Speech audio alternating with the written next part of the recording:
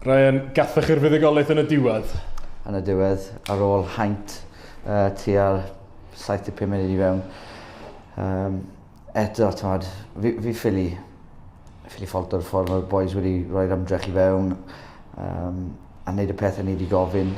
A o'n i bai am sgorio mwy o golau o flan gol. Ni wedi bod yn berffaith heno.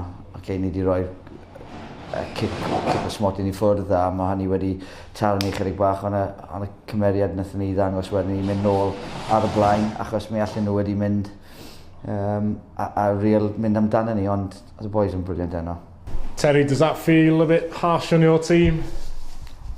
Yes, I thought first half we played a lot of good stuff. Credit to them, they were in the game as well.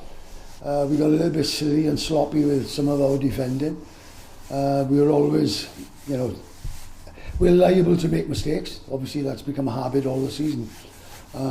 But no, it was very pleasing going in half-time with the way that we did perform.